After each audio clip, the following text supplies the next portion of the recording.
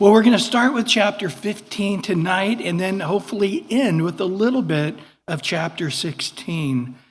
But chapter 13 and 14, remember, were on leprosy, outward disease, rotting things from the outside. And we looked at the outward blemish, and the priest would say, is it go deeper than just the outer portion of the skin? And he had the ability to determine whether what we saw, it was far worse, it was far deeper. And of course, the great thing about chapter 14 is it never was used until Jesus cleansed the lepers. And when Jesus cleansed the leper, you can read it in the Gospels several times. When he cleansed the lepers, he says, now go show yourself to the priest and do what the Bible says as a testimony to God, to them, to the whole world. The Messiah indeed has come. So now tonight, as we are in chapter 15, there still needs to be a cleansing, but it's something personal. It's something internal. It's something that you deal with. You don't go to the priest. You keep it to yourself and you and God. And it is around the sexual life of a person. So in chapter 15, verse 1 through 3, verses 1 through 18 are about bodily discharges that come from a man. And then in verse 19 on, it'll talk about the bodily discharges from a woman. And so in verse 1 through 3, the Lord spoke to Moses and Aaron, saying, speak to the children of Israel and say to them, when any man has a discharge from his body, his discharge is unclean. And this shall be an uncleanness in regards to his discharge, whether his body runs with his discharge or the body is stopped up by the discharge. It is his uncleanness. Now, when it says his body, it's referring to his penis. The Bible is very tactful. God is not rude or crude, whether it's talking about sex or sexual parts of our body. God is always very, very tactful on how he puts this. But it's a disease. You realize things aren't going correctly. Either things are running and won't stop, or things are stopped up and it shouldn't be. Most people believe this is referring to a sexual disease. And Rucker goes as far to say he believes that this is referring to gonorrhea. So the person is having a disease that's obvious to him and really to him only. It's something that he does. And it's interesting that we are going to discover here that the priest, he doesn't go to the priest for inspection. He does an individual inspection and decide. So the leprosy is sort of a picture of how sin destroys the whole body, isolates us from others, ends fellowship with the community. And this is sort of something happening internally with you that you know is not right. Now, as we go on, we're going to see that he says you're going to have to give a sin offering and a burnt offering. So there clearly is a sense of sin involved here.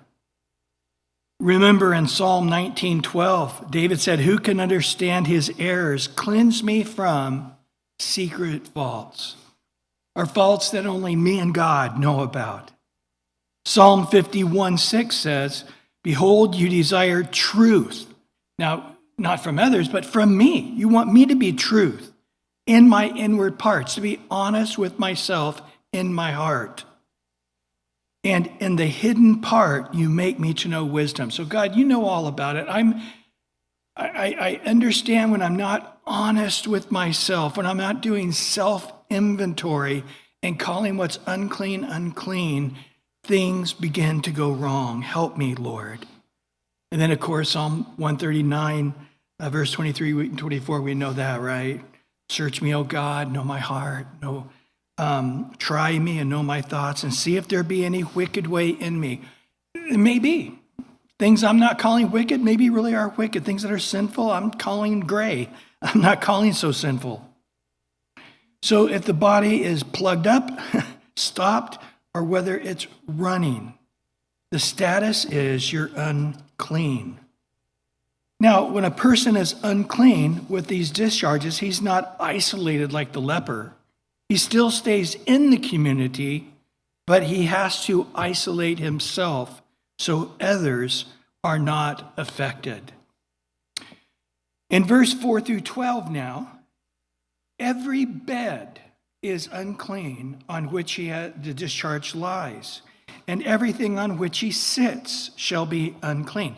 Now this again, when you do the math, we're looking at what? It was in the late 1800s, early 1900s, until people understood how bodily fluids had bacteria.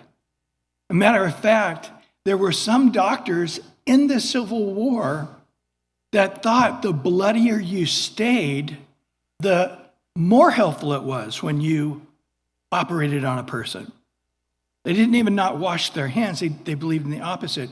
And the first few doctors that insisted on washing in the late 1800s, at first were seen as heretics, that they were putting this burden on doctors that was completely unnecessary, which is interesting. So it really wasn't until the early 1900s. So, 120 years ago, maybe 150 years max, where we understood how a discharge from, in this case, a venereal disease of some type, or some type of disease coming through the sexual organs. Yeah, I'm glad you're here, but this is not a sermon you want to come into the middle of. She's like, what? Are we in the Bible now, or where are we at? Are we in a medical book, or we quit doing the Bible? No, we're in the Bible. We're in chapter 15. And anyway, so every bed that you lie in, everywhere you sit, it's now unclean. Nobody else can sit there. Whoever touches the bed, not even laying in it, just touches it, shall wash his clothes and bathe in water and be unclean until evening. Now, again, we get sort of, why until evening? Because remember, that was the beginning of their day. That's the way their brain worked.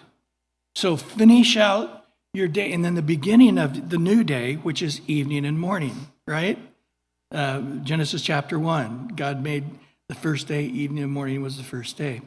So evening to evening. So he's saying until the beginning of the new day, then you're unclean, or then you're clean again, if you've just touched it. So in verse 6, he who sits on anything on which he has the discharge set shall wash his clothes, bathe in water, and be unclean until evening. He who touches the body of him who has the discharge shall wash his clothes, bathe in water, be unclean until evening. If he who has discharge spits on him who is clean, then he shall wash his clothes, bathe in water, and unclean until evening. Now, you're like going, man, what is this, downtown New York? Some guy spitting on him? I got a venereal disease, so I'm going to spit on you while I walk by? No, this is the only time this word spit is used in the entire Bible, in the Hebrew. And so it is literally the word spit, but I think in context, I don't think it's saying the unclean person was being crude and spit on you. I think it's talking about the spittle of a person. So, that can happen accidentally in a lot of ways. Somebody sneezes or coughs, or, you're using your teeth to tighten some piece of leather on your saddle or something, and now that spittle is on that community item that you just use your teeth to tighten. So that's what I'm saying. I don't think it meant like he spit on him in disgust. It was just, he got spittle. If the spittle of that person, you go through the same thing. You wash the clothes, bathe in water, and you're unclean till evening. And then in verse 9, any saddle on which he has a discharge ride shall be unclean. He who touches anything that is under him shall be unclean until evening. He who carries any of those things shall wash his clothes, bathe in water, and be unclean until evening. Verse 11, whoever the one who has the discharge touches and has not rinsed his hands in water. Interesting, right there. He shall wash his clothes, bathe in water, and be unclean until evening. The vessel of earth that he has, the discharge touches shall be broken. So if he ate soup out of a bowl, break it. If it's a vessel of wood, it shall be rinsed in water. And so there seems to be three different levels of this. There's the person himself is unclean, and then anything he touches becomes unclean, and then any person who touches him or that object is unclean. So basically, the guy had to isolate himself, right? He couldn't be in the family. He couldn't be at the dinner table. He couldn't be in the living room. He couldn't go to bed with his wife. He was isolated, maybe outside in the backyard, or I don't know how they worked it in those days, but he wasn't living a normal life as long as this flow was going on, stoppage or the running from his sexual organs. Again, I might remind us when we were looking at leprosy, that when the lepers came to Jesus, Lord, if you're willing, you can make me clean. And Jesus touched the unclean person. And so Jesus is an exception to this. We can't make Jesus unclean. Everybody else can make us unclean, but no matter what, you cannot make Jesus unclean. Well, in verse 13 to 15 now, he gives these three verses that we'll see again later, identical for the woman when she's now being considered clean. So the discharge is over, the disease is past, the stoppage or the running is no longer happening. It says there again, he shall count for himself, verse 13, 7 days for the cleaning, washing of his clothes, bathe his body in running water, like at a river, then he shall be clean. So he's doing this all himself. He's judging it himself. He's judging when it started, and he needs to isolate himself. He's judging himself when he thinks it's done, and he can start counting the 7 days. And then he washes his clothes. He decides what that means, and he washes his body in running water. He decides what that means. And then on the 8th day, he shall take for himself 2 turtle doves, 2 young pigeons, and come before the Lord to the door of the tabernacle of meeting, give them to the priest. The priest shall offer them, the one as a sin offering and the other as a burnt offering, the consecration offering. The priest shall make atonement for him before the Lord because of his discharge. So it's very possible that nobody really knows about it except maybe the immediate family, and maybe not even that. And then he comes when he has been cleansed, after he is, if you would, forgiven. The uncleanness is no longer there. He now comes and shares it with the priest. And now it is ceremonially dedicated that he is now clean. And so again, I don't see this as a moral uncleanness, but it must be to some degree because there was a sin offering. And then also a burnt offering. And so maybe it's just to cover the bases, because we're going to find out here in a minute, there's a sin offering again for the natural things. But anyway, verse 16 and 18, more on men's discharges. I know you guys were worried that this was going to end really soon. Nope, we got plenty more. Don't worry. Verse 16 to 18. If any man has an emission of semen, and he shall wash all his body in water and be unclean until evening. Now, I would just say at this point, it does not appear that he's talking about the emission of semen in sexual activity with his wife, because that's going to be talked about in a minute. That this is a semen that has come out different from having sex with his wife. So maybe the only 2 occasions I can think of, and that would be a wet dream or masturbation. And so this has happened. And then it says, in any garment, any leather, where there is semen, it shall be washed with water and be unclean until evening. Now, when a woman lies with a man, see how it distinguishes? And there is an emission of semen, they shall bathe in water. I like that, a bathing time for the wife and the husband, and be unclean till evening. So, man, you look at some of these laws, they're really cool, actually. When you practically look at them, they're really, you have sexual relationship with your wife, and then two of you go take a bath. That's pretty cool. I think it's a great idea. God's a very romantic God when it comes to these type of things sometimes. And so, again, God has a part in every area of our life, even the most personal areas of our life. In essence, that's what God is saying. I belong in your sex life. I belong in your sexual activity. And I can not only talk about it, but I can talk to you about it, and you can talk to me about it. And sometimes people say, man, don't talk about sex at church. This is church. Church, we should not talk about sex at church.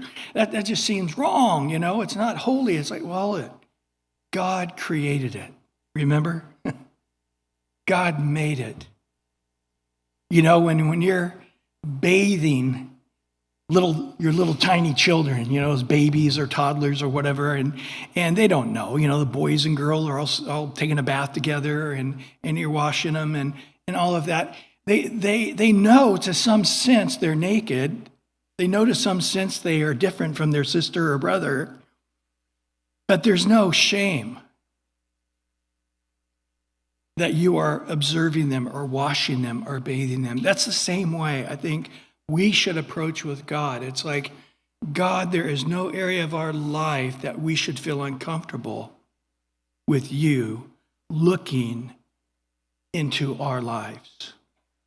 Even the most, private,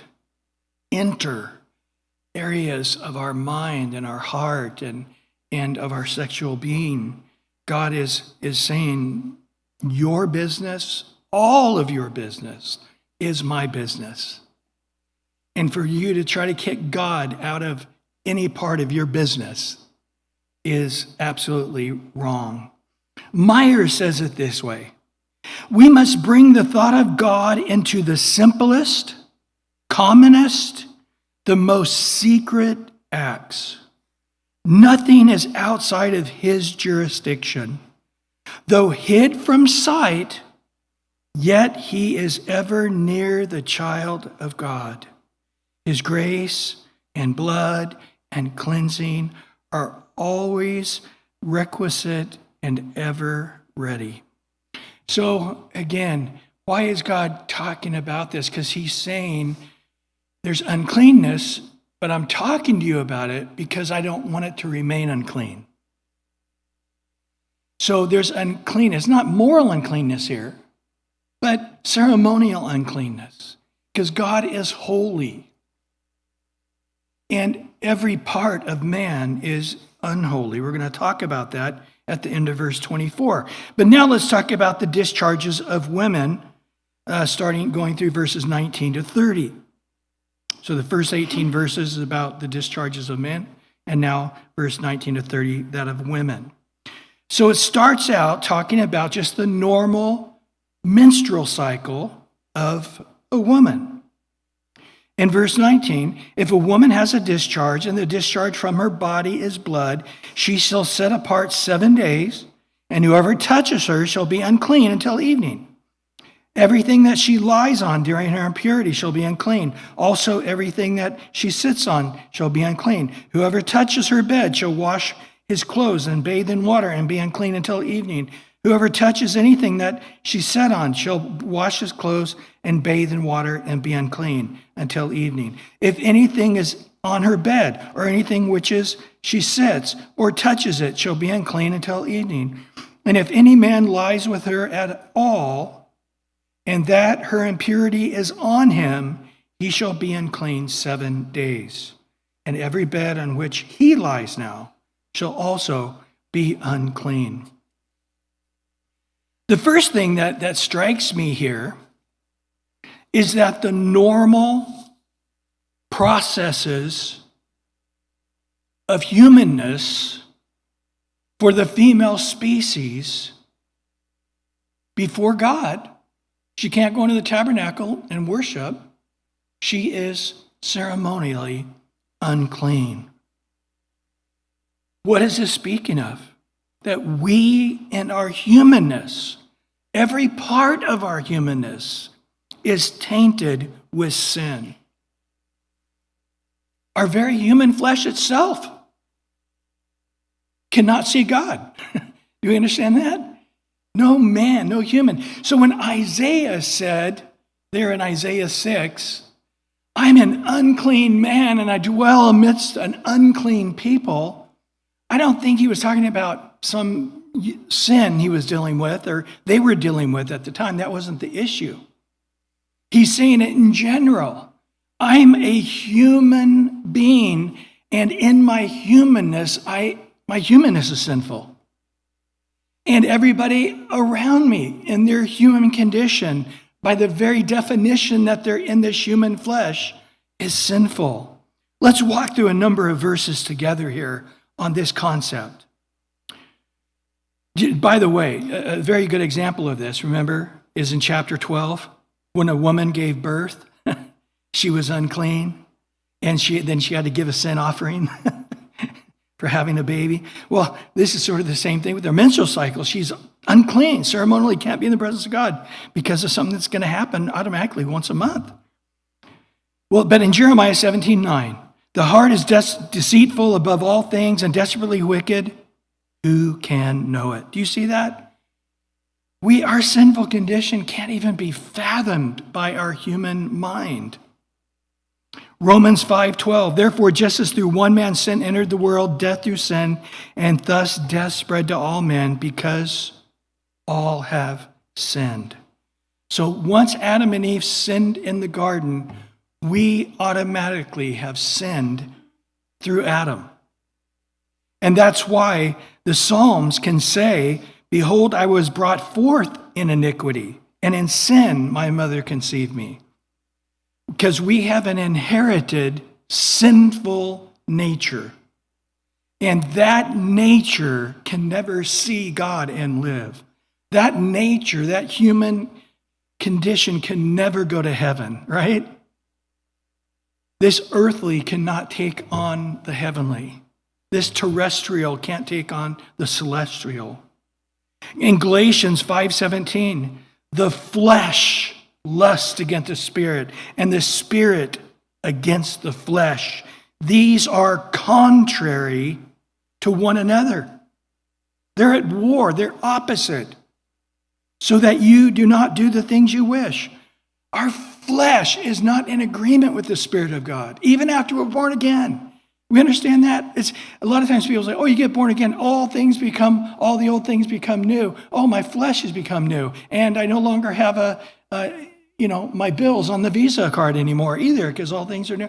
No, this earth stuff doesn't become new. Our body is sold under sin into bondage, and its very nature is the opposite of the Spirit of God. And that's why if we want to walk in the Spirit, we have to crucify our flesh with its passions and desires, Galatians 5 tells us. In Romans 7:18, for I know that is in me, that is in my flesh, what? Nothing good dwells. For to will is present with me, but how to perform what is good I do not find. My flesh is sinful and it cannot do good. It cannot do righteously.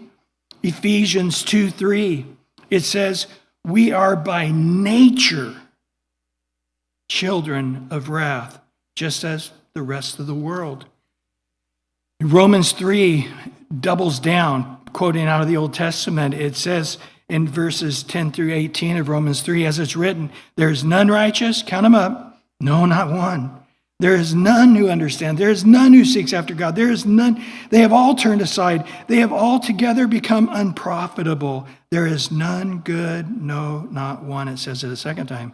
Their throat is an open tomb. With their tongues they are practiced deceit. Poison of asp is under their lips, whose mouth is full of cursing and bitterness. Their feet are swift to shed blood. Destruction and misery are in their ways, and the way of peace they have not known, and there's no fear of God before their eyes. That's, from God's point of view, what he's looking at when he looks at our human nature, our human flesh.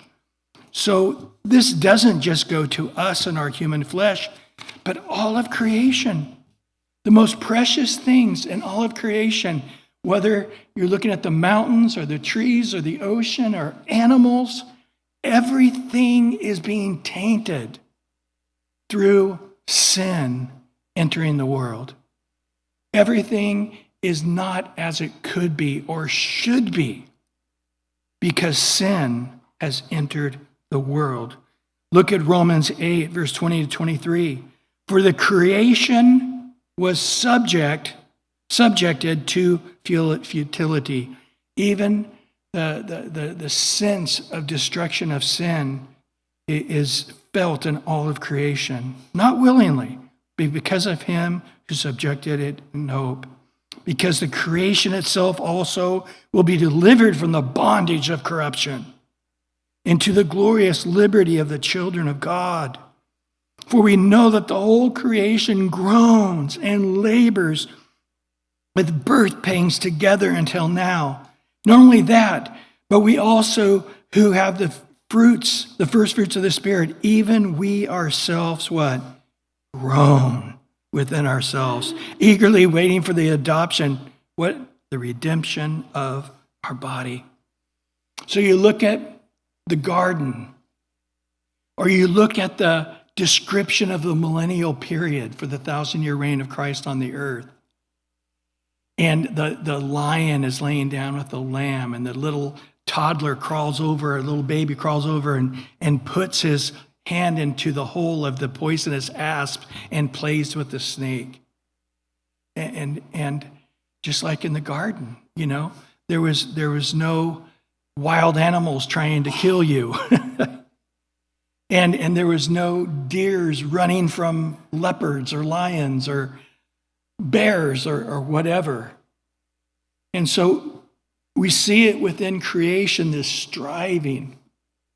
And even in the most beauty of creation, we see this viciousness of just the moment of satisfying its hunger, whether it's a lion chasing a gazelle or whether it's, some little lamb trying to cross a river that has alligators in it. Something that is so sweet and beautiful becomes so corrupted immediately. And this is, again, God looking at our flesh, that we are sinful in every part of what we do. We know that about our mouth, right? Remember James, how it describes our mouth? It's just evil, and it's a little spark creating fires. And if a man can control his mouth, he's perfect in all his ways. Well, God sees us in every part of our mind and our body.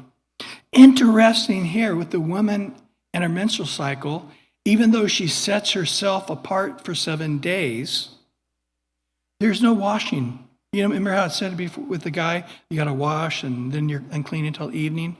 Does not say that here with the woman, interesting enough. But let's just face it, guys. 7 days out of the month, the woman gets a break. No housework. She can't take care of the children. She can't cook. She can't clean. She can't go get water. She gets a break for 7 days. Old God of the Old Testament. He's such a rough guy. No, think about this. And the guy, if he is so horny he can't wait while she's on her period, he can have sex with her, but then he's unclean for 7 days. So he's going to have to give her a break 7 days, either way. If he can't do it while she's on her period, then it's going to be when she's off her period. But he's got to give 7 days of a break. And so what's that do?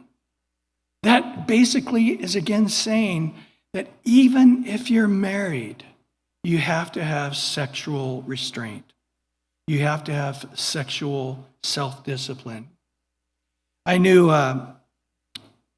some guys, they were, I won't tell you what church they came from, but they came from a very conservative church. It was a very good church. I loved it. But they took these things literally, not out of law. Like they just like, this is the wisdom of God. If you can sort through it there's wisdom there. So they wouldn't eat lobsters or, they ate pretty much the way it says here. But when it came to this, the wives got a 7-day break every month, just like this says. The kids all had to do the cleaning and the washing and the cooking and they slept in bed together, but they did not have sexual relations whatsoever. But then on the 8th day was their date night. That was a special romantic evening, and this guy ended up with 16 children. It worked. It's not my friend from Cleveland. It's not Mike Bucher. This is another guy. But they just took the wisdom from this and said, look, let's celebrate this. Let's take it and listen to God's wisdom in the midst of the law. Not that it has to be a law to us. And we know why he's doing this. A lot of it had to do with hygiene, right? A lot of it had to do that it protected. Later on, we're going to see, when you go to battle and you're all out there getting ready to fight a battle, you shall dig a hole before you poop and then cover up that hole. Why? Because God is holy and walks amongst you. Well, we know it really is not so much about God being holy and walking amongst them as it is hygiene. Get 300,000 guys all pooping in the bush and, all of a sudden everybody's got poop on their foot and dragging it into their tents and the whole place smells like poop, And so again, this is not something they knew and we didn't even understand until several years back. Within 100, 150 years or so. Interesting, Ezekiel, looking at a righteous man, in Ezekiel 18, verse 5 and 6, said, but if a man is just or righteous, same word, and does what is lawful and right, and then he gives a list of things. He says, if he has not eaten of the mountains, he lifted up his eyes to the idols and so forth. But the last thing he says at the end of verse 6 is, nor approached a woman during her impurity. One of the things that God looked at and said, this is a righteous, upright man, that he honored me by leaving his wife alone during her menstrual period and just had self-control. And by no means am I saying it's wrong or sinful to have sex with your wife whenever you want or whatever. No, Hebrews 13:4, we know that well, right? Marriage is honorable among all, and the bed is undefiled. Well, now in verse 25 to 27, wait for it. You guys are getting excited, I can tell. It's now a woman having an issue of blood that's not normal. Something's wrong. Again, most people speculate it's a venereal disease or something like that. But it says in verse 25, 27, if a woman has a discharge of blood for many days, other than the time of her customary impurity, or if it runs beyond her usual time of impurity, all the days of her unclean discharge shall be on the days of her customary impurity. She shall be unclean. Every bed on which she lies on shall be to her as a bed of her impurity. Whatever she sits on, we know the story, right? Whatever she touches or whatever touches her, everything becomes unclean. You got to wash your clothes, you got to bathe, and you're unclean until evening. We know the routine, don't we?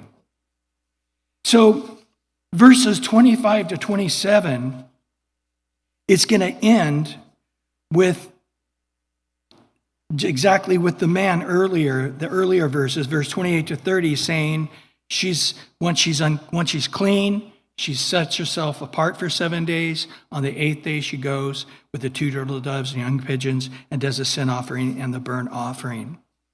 But this is where we need to make a note. In verse 25 to 27, this would be the scripture that would be being applied to the woman who had the hemorrhage for 12 years.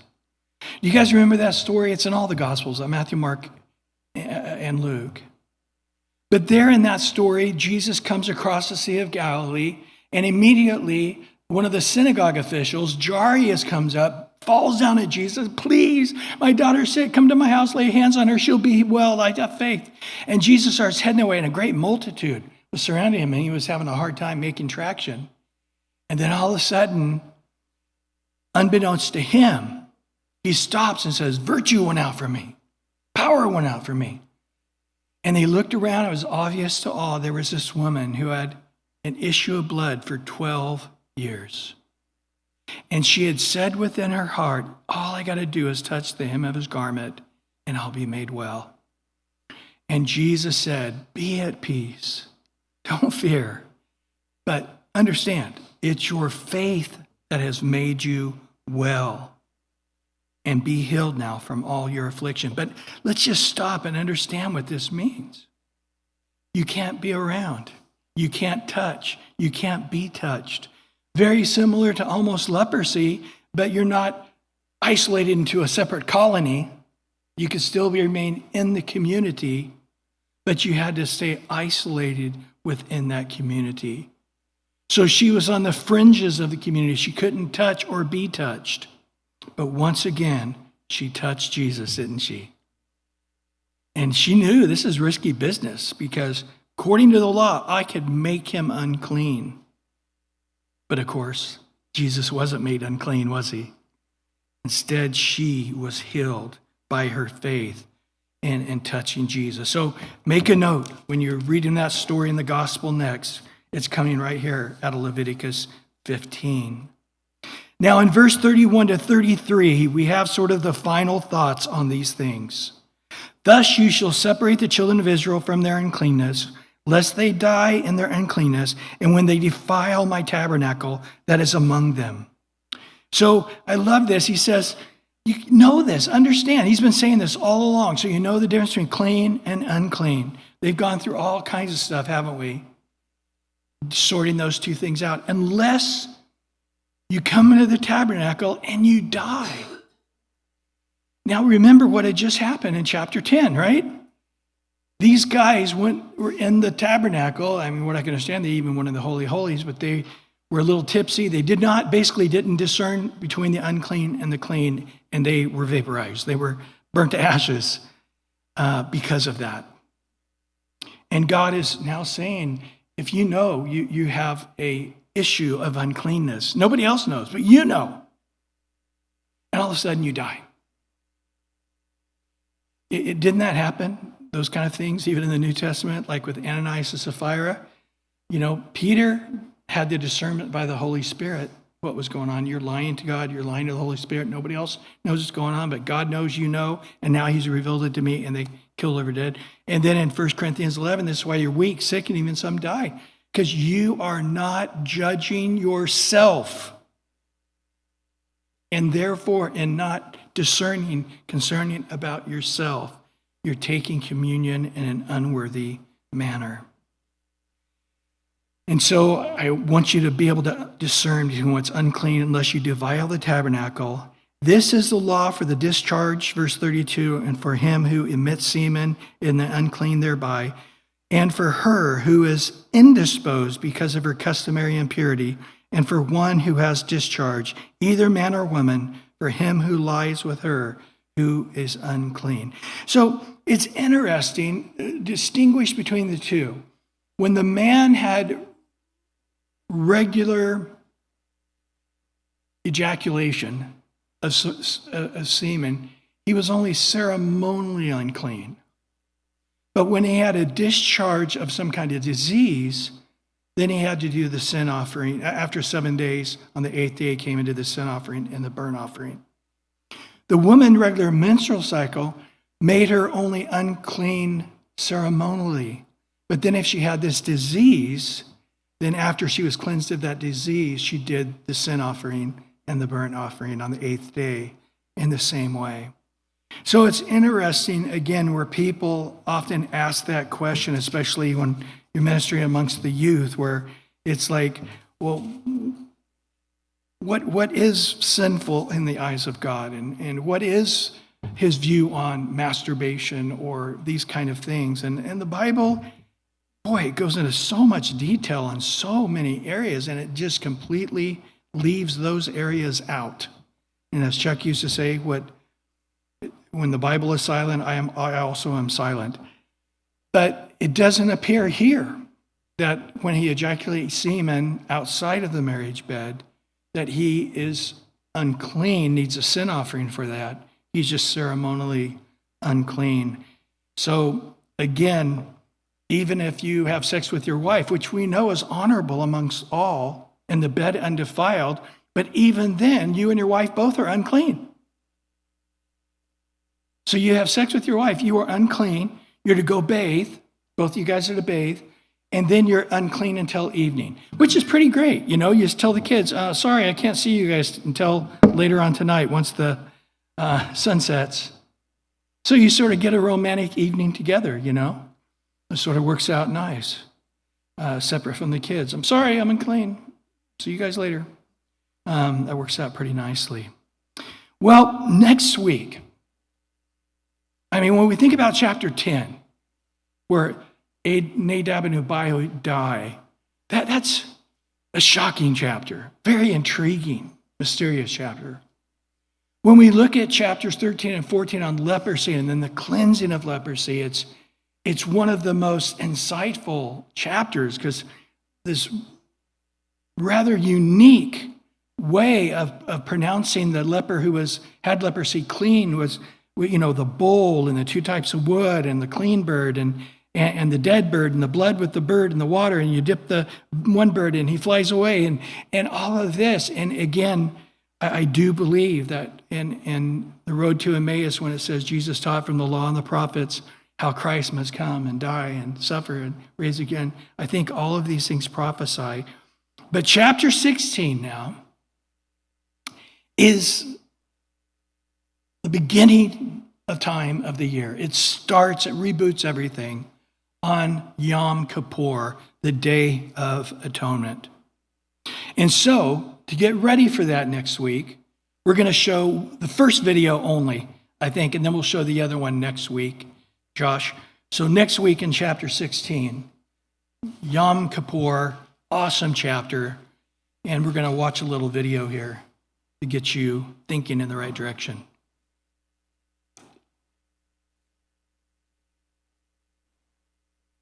To Moses, speak unto Aaron thy brother, that he come not at all times into the holy place within the veil before the mercy seat, which is upon the ark, that he die not, for I will appear in the cloud upon the mercy seat. Thus shall Aaron come into the holy place, with a young bullock for a sin offering, and a ram for a burnt offering. He shall put on the holy linen coat, and he shall have the linen breeches upon his flesh, and shall be girded with a linen girdle, and with the linen mitre shall he be attired. These are holy garments. Therefore shall he wash his flesh in water, and so put them on. And he shall take of the congregation of the children of Israel 2 kids of the goats for a sin offering, and 1 ram for a burnt offering. And he shall take the 2 goats, and present them before the Lord at the door of the tabernacle of the congregation. And Aaron shall cast lots upon the 2 goats, 1 lot for the scapegoat, and the other lot for the Lord. And Aaron shall bring the bullock of the sin offering, which is for himself, and shall make an atonement for himself and for his house, and shall kill the bullock of the sin offering which is for himself. And he shall take a censer full of burning coals of fire from off the altar before the Lord, and his hands full of sweet incense, beaten small, and bring it within the veil. And he shall put the incense upon the fire before the Lord, that the cloud of the incense may cover the mercy seat that is upon the testimony, that he die not. And he shall take the blood of the bullock, and sprinkle it with his finger upon the mercy seat eastward, and before the mercy seat shall he sprinkle of the blood with his finger 7 times. Then shall he kill the goat of the sin offering that is for the people, and bring his blood within the veil, and do with that blood as he did with the blood of the bullock, and sprinkle it upon the mercy seat, and before the mercy seat. And he shall go out unto the altar that is before the Lord, and make an atonement for it, and shall take of the blood of the bullock, and of the blood of the goat, and put it upon the horns of the altar round about. And when he hath made an end of reconciling the holy place, and the tabernacle of the congregation, and the altar, he shall bring the live goat. And Aaron shall lay both his hands upon the head of the live goat, and confess over him all the iniquities of the children of Israel, and all their transgressions in all their sins, putting them upon the head of the goat, and shall send him away by the hand of a fit man into the wilderness. And the goat shall bear upon him all their iniquities unto a land not inhabited, and he shall let go the goat in the wilderness. And he shall wash his flesh with water, and offer his burnt offering, and the burnt offering of the people, and make an atonement for himself and for the people. And this shall be an everlasting statute unto you, to make an atonement for the children of Israel for all their sins once a year.